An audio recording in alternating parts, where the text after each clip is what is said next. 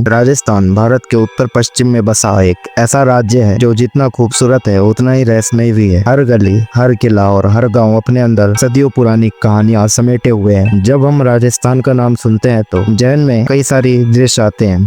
सुनहरा रेगिस्तान, रंग बिरंगे त्योहार, शाही महल, लोक संगीत और बहादुरी की दास्तानें। लेकिन इस रंगों और संगीत के चादरों के नीचे दबी एक कुछ ऐसी कहानियां जिनके जवाब आज भी किसी के पास नहीं है। यह वही राज्य है जहां इतिहास ने अपने सबसे गहरे निशान छोड़े हैं। अंबर, रणगढ़ और चित्तौड़ के किले यह सिर्फ पत्थर नहीं, बलिदान और आत्मगौरव की आवाजें हैं। जयपुर की गुलाबी गलियां, उदयपुर की झीलें, जोधपुर की नीली दीवारें, ये हर शहर, हर रंग एक कहानी कहता है। लेकिन इन कहानियों के बीच कुछ रहस्य भी है जो अनकहे हैं। राजस्थान के हर कोने में संस्कृति की खुशबू है, चाहे वो होली हो या डेजर्ट फेस्टिवल, चाहे बापू बाजार की रंग बिरंगी ज्वेलरी हो या घेवर और दाल बाटी का स्वाद। लेकिन जहाँ ये सब आकर्षण है वहीं इसके पीछे छिपे हैं कुछ ऐसे रहस्य जो दिल दहला देते हैं। और आज की कहानी इन्हीं में से एक ऐसे गांव की कहानी है जो एक रात में वीरान हो गया। एक ऐसा गांव जो आज भी भूतिया माना जाता है। यह कहानी है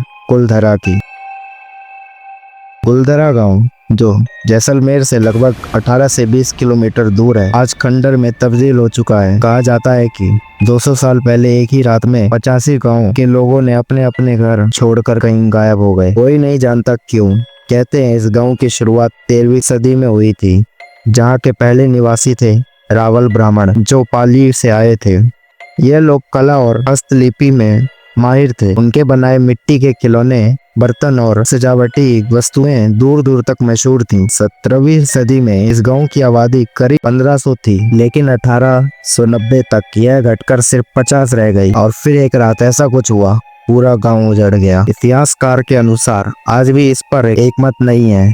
कुछ मानते हैं कि पानी की भारी कमी इसे पलायन का कारण हो सकती है। कुछ मानते हैं कि वह रात किसी भयंकर भूकंप की थी जिससे जमीन फटी और लोग डरकर भाग निकले। लेकिन सबसे चर्चित कहानी जुड़ी है जैसलमेर के तत्कालीन दीवान जफर अली खान से। जफर अली खान एक ताकतवर मगर निर्दय प्रशासक था। कहा जाता है कि जब वह एक दिन कुलधरा गांव आया तो उसकी नजर गांव के मुखिया की बेटी पर पड़ी।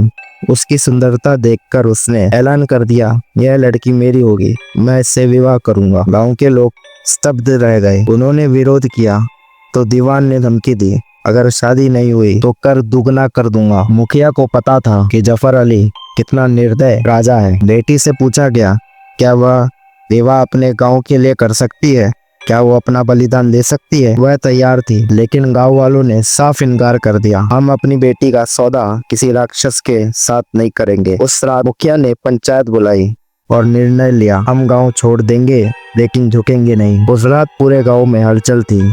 लोग चुपचाप अपना सामान समेट रहे थे। बच्चे, महिलाएं, बुजुर्ग सब निकलने की तैयारी कर रहे थे। लेकिन फिर जफर अली खान के सिपाहियों ने यह सब देख लिया। उन्होंने दीवान को खबर दी। गुस्से में दीवान गांव आया। कुछ लोगों को पकड़कर पीटा, कुछ के घर जला दिए, मासूम लड़कियों को उठा लिया गया। गांव वालों ने अपने घर, जमीन, इतिहास सब छोड़ दिया। लेकिन जाते जाते उन्होंने गांव को श्राप दिया, यहाँ कोई दोबारा नहीं बस पाएगा, न पानी मिलेगा न शांति। और ये श्राप आज भी कायम है। कुलधरा आज भी वीरान है। यहाँ अजीब सी खामोशी है, जैसे कोई आपको देख रहा हो पर दिखता नहीं हो। कई यात्रियों और शोधकर्ताओं ने यहाँ अजीब अनुभव किए हैं।